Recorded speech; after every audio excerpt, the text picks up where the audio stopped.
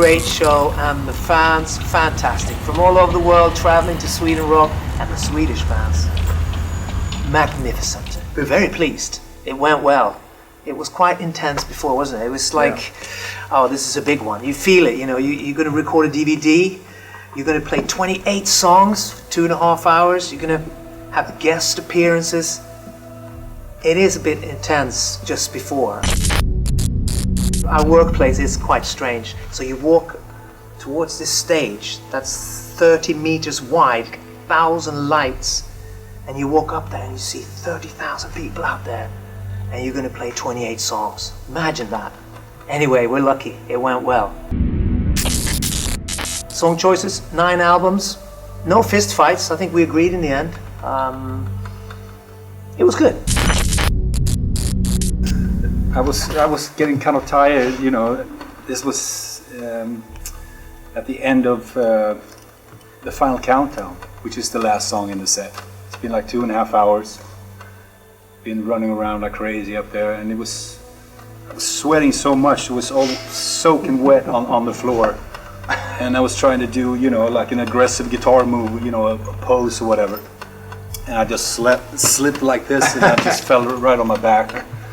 And I lay there for, you know, a few seconds, and all right, whatever, you know. I didn't hurt myself or anything like that, but you know, I saw some people over there on my left side, you know, laughing their asses off. There's not many people who can say they slipped in their own sweat. Yeah, it was slippery when wet. Slippery when sweat. Yeah, you can actually hear this in the song when the galloping guitar rhythm is kind of disappear there for a few seconds. Then you know I'm on the ground. You know, it sounds a little bit messy right there, but you know, it's only rock and roll. You know, so there's no big deal. Yeah, and we wanted to do something special on this gig. Pick some old songs that we never played before, and we managed to find a few. And I hope you really enjoy that. It was Prisoners in Paradise, In the Future to Come, Paradise Bay. Yeah, you know, we haven't played it. I think we might have played it back in the 80s or something. I don't even remember. But what happened was, just as I was about to count in the song, you know, start the song, I just fucking blacked out. And I didn't remember anything about how it started. So I just had to, you know, I stood up and I screamed at John Levin, "How the fuck does the song start?" And he comes up with the bass and he starts just like playing the very first notes, and it's like, all right, there it was. So I was totally blacked out for like 5 or 10 seconds, but there you go, being a drummer. I've known Michael Schenker for, you know, quite a long time, but we never actually played together. So when he said yes, that he wanted to come and join us for this special gig, you know, we were very excited. Oh yeah. So it was a lot of fun, and we got to do, you know, one of the old classic UFO classics, Lights Out, which is one of my favorite songs from that time, you know, period. And then Scott Gorham, of course, you know, being a huge Lizzy fan, as we all are in this band. He's a big influence on me, and so it was great. It was great. It was very exciting. As you can see on this DVD, you know, we really having a good time doing those songs with those guys. You know. That they came and they hung out with us before. As you can see on the behind the scenes material, there's some jamming with John and Scott and John and Michael. There was a lot more of that, and you stayed on. You were jamming for a long time after we left with the camera. And yeah, I was wondering where did they all go? You know, I mean, now it's, you know, all the excitement is happening right now, you know, and the film crew is taking off to do something else. So yeah, we stayed for, you know, a bit longer, and, you know, jammed on a couple of other songs as well. Scott Gorham and we did Still in Love with You, and a couple of other things, you know, which was exciting for me, you know. And Michael Schenker, you know, I mean, he's like, you know, probably my biggest influence of all time as a guitar player, and you know, he's still amazing. Still blows my mind every time he, you know, plays the guitar. You know. when we grew up and when we started the band, I mean, two of the bands that really influenced us, and when we met up at parties and listened to albums, it was Thin Lizzy and UFO, and we all had those bands in common, and we really loved them. So having Michael and Scott playing with us on our anniversary show was amazing. You know, we really, really enjoyed it, and the guys are so cool. They're so nice, and yeah, they're such a great guys. Yeah, they are. A lot of fun, you know, to hang around, and you know, we had a great time after the gig, you know, party a little bit and stuff like that. Oh yeah. I enjoyed playing all 28 songs, but I have to say that the first song, Riches to Rags, it's always amazing to play. For a few reasons. I mean, just to walk out in front of the audience and to get that wall of sound from these guys behind me hitting my back, and to see the audience and to feel it, to start getting into that dimension. I just get transported into another dimension during a Europe show, and it kicks in drastically in Riches to Rags. I also love the song. I think it's really cool, and yeah, that's one of my favorite moments in the show. Yeah, it was really fantastic to come back to Sweden Rock Festival and looking out at the audience to see all these people come in from all over the world. We have very loyal fans, countries like Taiwan or Japan. That's really fantastic. Well, when we started talking about what songs to play in the set and what songs not to play, someone suggested we put in an acoustic part of the set. But it wasn't really, you know, we didn't really know if it was going to work or not, because this is a rock show, this is a rock audience, and should we put in this kind of dip in the show? But after some discussions back and forth, we decided to try. So we put in 2 acoustic songs in the show, and it turned out to work out really good, I think. So I'm really happy we did that in the end. Like you said, the beginning it's you know, it's all that adrenaline, you know, rush you get when you just like hit the first chord in the first song, you know. Riches to Rags, I think it's great, and Firebox, Not Supposed to Sing the Blues, I think it's awesome songs. And go back to the older stuff, I really enjoy playing Scream of Anger, because I get to burn like crazy on the guitar there. She's always fun, you know, and well, there's so many, you know, I think they're all great songs, and at the same time I like to, you know, have a little break in the middle of the set as well, you know, sit down and, you know, have a drink and a smile. Yeah. And play, you know, some acoustic stuff as well, so I really enjoy that too. Scream of Anger is actually my favorite song in the show, because it's the only song where I get to push the fuck out of the bass drum, you know, with double kick playing. It's like it's a perfect way of getting rid of all the aggressions and stuff that you have built up inside, you know. Go wild on Scream of Anger, and it's like after the song, it's like just after some good sex, really. You feel totally relaxed and just like, that's good. It's actually better than sex. Yeah, sorry, he's right, yeah. And I agree with you too on the acoustic set. I love playing Drink and a Smile, because I play, instead of playing a drum kit, I play on a shoebox. Use a box as a drum kit.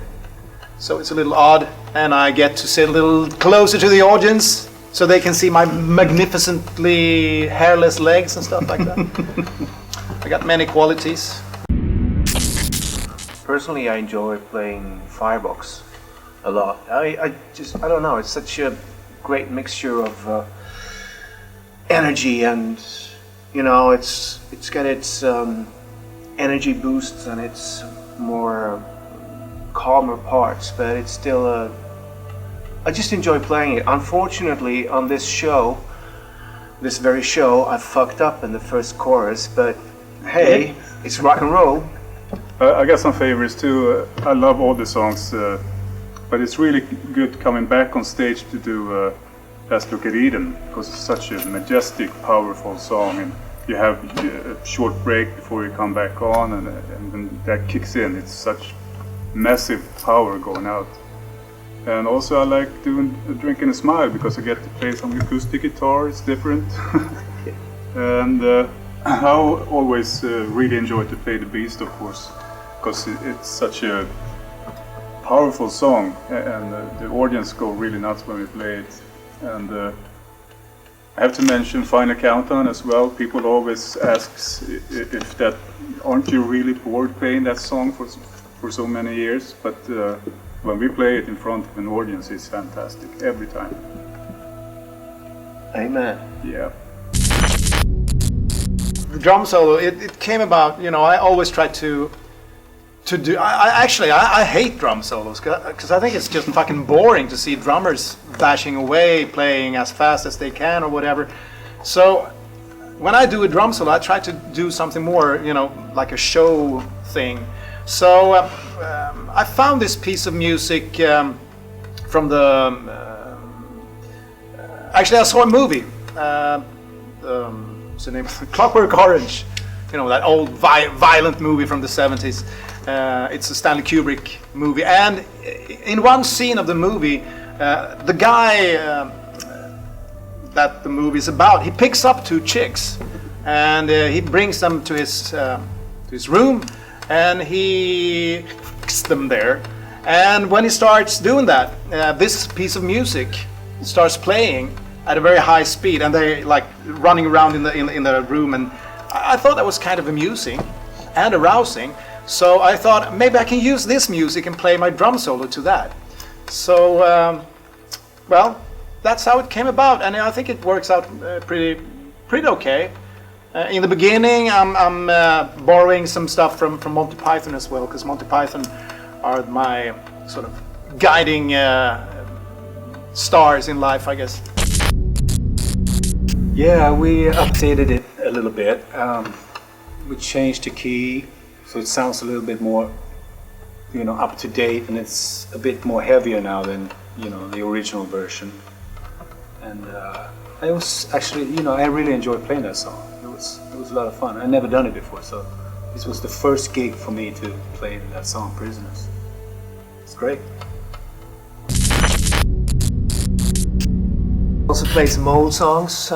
Seven Doors Hotel is one of the first songs we played and wrote. It's been with us for a while. We've had it on many tours, but I enjoy doing the Seven Doors Hotel.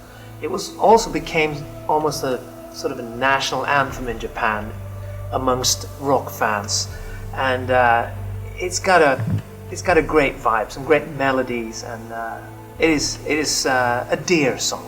It's been with us a long time, but I still enjoy playing Seven Doors Hotel. And always, of course, the ballads.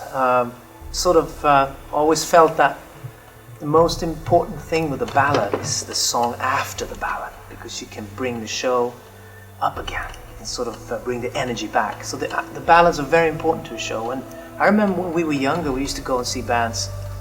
It could be, you know, Scorpions or any band really that we used to watch. All of a sudden, there was this emotional moment when the light just came up and the audience started singing, and you know, it's so important for a show. So we sort of grew up with that, and we have developed that, and we've used it. Some bands don't play ballads, but we sort of, there's a value in it. And we have New Love in Town, of course, which also is personal for me because the lyrics are touching on my relationship with the birth of my son Jamie. But also Carrie, of course, we still play it. There were a few tours that we played Carrie acoustically and let the audience sing it, just to get away from, maybe we're trying to get away from a sudden production but now we brought it back. We play Carrie full force, and we enjoy it. Those songs, Rock the Night, Carrie, and Final Countdown, like Levin said earlier, I mean, they have such a great position in the live set. Everybody comes together, and it's really important for the show to keep those songs. And in the future to come was quite interesting. I mean, you know, I could see the response from the crowd, you know. I mean, we haven't really played that song in 30 years. I mean, maybe once or twice. Yeah, sure. And I really got, like, you know, big smile on my face. It's like, you know, I felt like I was 18 years old again. You know, it was like, you know, it's not the most fun song to play maybe, but just the emotion it brings out, you know, brings back so many memories.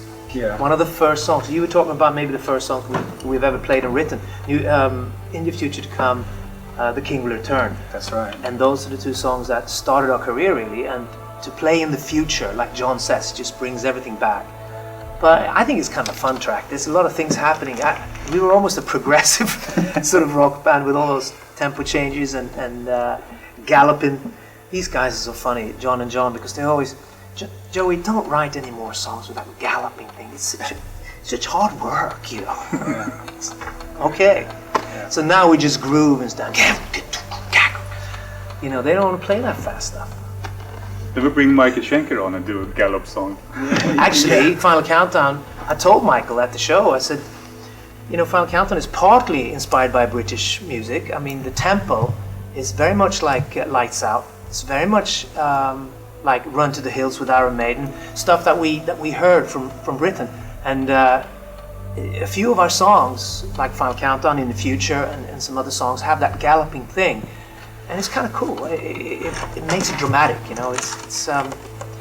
But Bag of Bones is different. I think we play more with a groove and sort of maturity and experience. But we've done that part. We've done the weird progressive thing. Yeah, we are a lot more groovy band Yeah. these days. You know, back then everything was just, Yeah. you know, supposed to be fast. Yeah. You know, I mean, even the guitar solos and the songs were, you know, up tempo.